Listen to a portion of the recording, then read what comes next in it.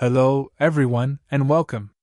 Today, we will take a journey through the history of one of the world's most elegant and beloved sports, tennis.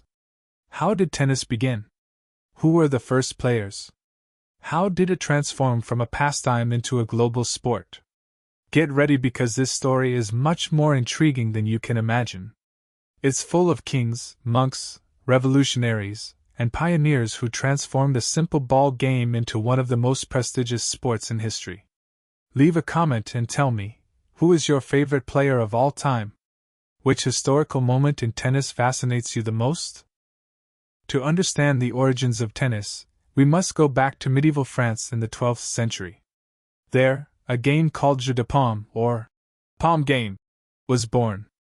Picture French monks in their monasteries passing the time between prayers by hitting a ball with the palms of their bare hands against the walls of cloisters, or over a tightrope. There were no rackets or rules, just the pleasure of hitting a ball and challenging each other. But why monks? In medieval monasteries, a lot of time was dedicated to meditation and contemplation, but there were also moments of leisure. What better way to exercise the body without straying from the principles of monastic simplicity? The game spread quickly. It expanded from France throughout Europe, and by the 13th century, it had become popular among the nobility. There is an interesting detail, though. When a player was about to serve, he shouted, "Tennis!" which means take, in French. Many historians believe that the name tennis derives from this French word. In the 14th century, the game evolved. Players began protecting their hands with leather gloves and added handles to them, creating the first rudimentary rackets. The balls were made of cloth, leather, or pressed wool. The Jeu de Paume became so popular that, by 1300, there were more than 1,800 courts in France. It was the national sport, practiced by everyone from farmers to kings. However, this extreme popularity also led to problems. People neglected their jobs and soldiers distracted themselves from military training. In 1397, King Charles V of France attempted to prohibit the common people from playing, reserving it only for the nobility. It is precisely among the nobility that the Jeu de Paume reaches its zenith. It became the sport of kings par excellence. Henry VIII of England was an avid player. He had tennis courts built in his palaces, including one at Hampton Court Palace, the oldest indoor tennis court in the world still in use today. Louis X of France died in 1316 after playing an intense game of Jeu de Paume.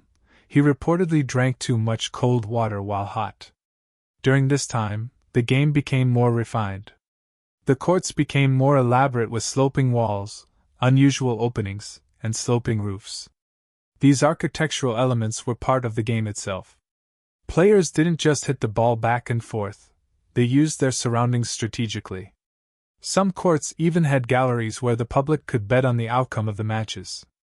The rules became more complex. A scoring system was born that we still use today, 15, 30, 40 game. Why these numbers?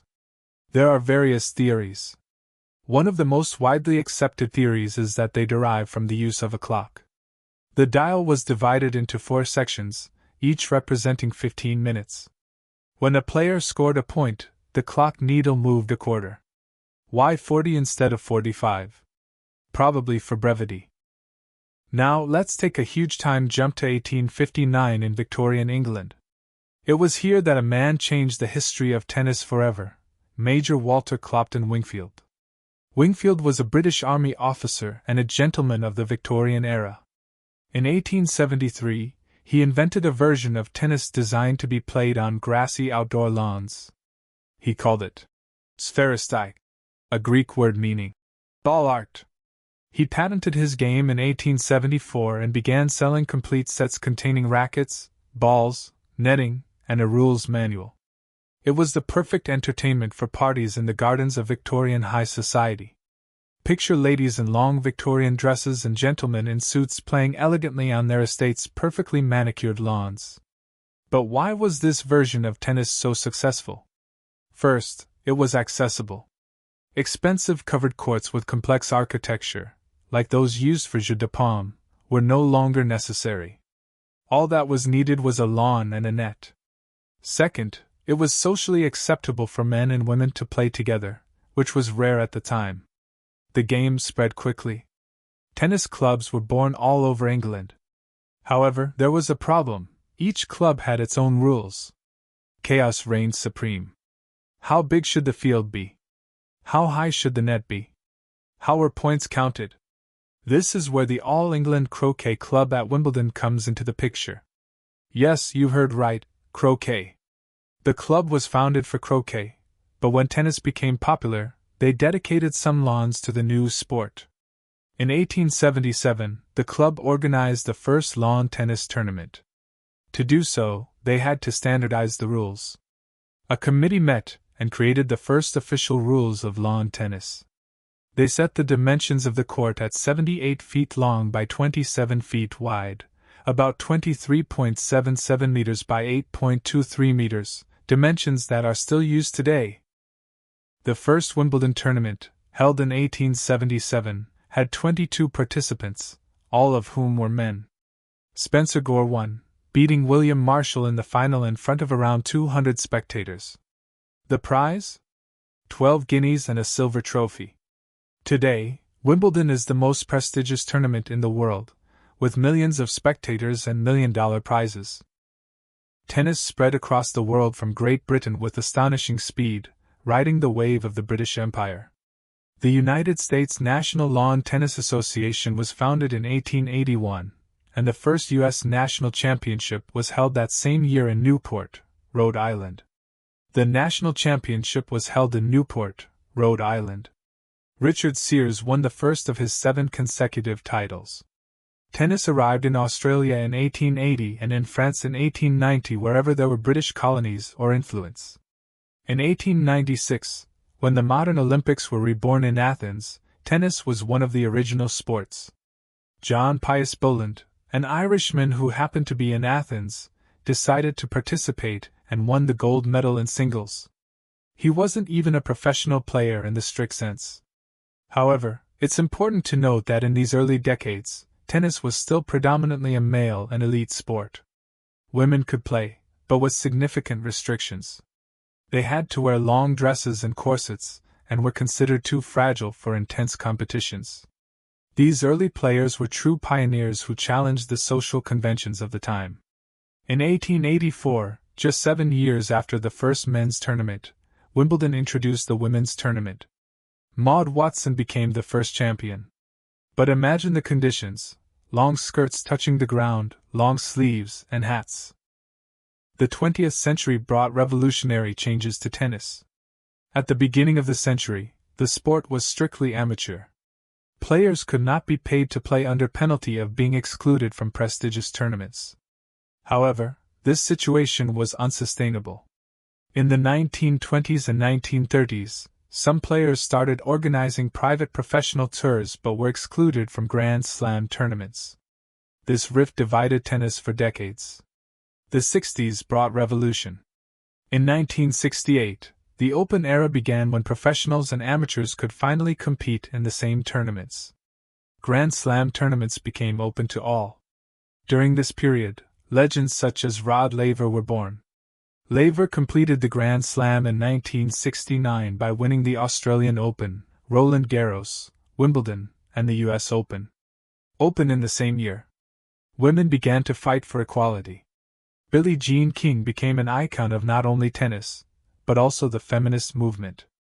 In 1973, her famous Battle of the Sexes match against Bobby Riggs attracted 90 million television viewers. King won, proving that women deserve respect and equal awards. Technology transformed gaming. Wooden rackets were replaced first by metal, then by graphite, and finally by composite materials. Balls became faster, and fields became more varied. Modern tennis was born. The 70s and 80s saw legendary rivalries: Borg vs. McEnroe and Evert vs. Navratilova. The 90s brought Sampras and Agassi. Then came the golden era of the 2000s: Federer, Nadal, Djokovic, and Williams. These players are not just athletes, they are global icons. Today, tennis is a truly global sport. It is played in more than 200 countries. Grand Slam tournaments attract hundreds of millions of spectators. Its top players are among the highest paid athletes worldwide. But what makes tennis so special?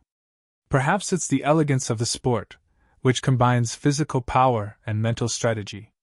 Or maybe it's because it can be played by people of all ages, from children to the elderly.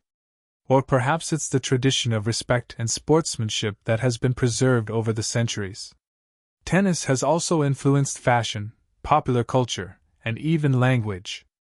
Wimbledon maintains centuries-old traditions, such as the white dress code, serving strawberries with cream, and showing almost religious respect for the game's history. Roland Garros, played on the red clay courts of Paris, evokes romance and physical endurance. The U.S. Open represents the American show. The Australian Open opens the season with fresh energy. We have seen how tennis was born in medieval French cloisters, became the sport of kings, underwent social and technological revolutions, and evolved into a global sport uniting millions. From the tennis shouted by French monks, tennis has spanned 1,000 years of history. It has seen empires fall and nations born. It has accompanied epochal social changes, from female liberation to the breaking down of racial barriers. Perhaps the best thing is that despite all these changes, tennis's essence remains the same: two people, a ball, a net, and the challenge of overcoming oneself and one's opponent. Thank you for traveling with me through the history of tennis.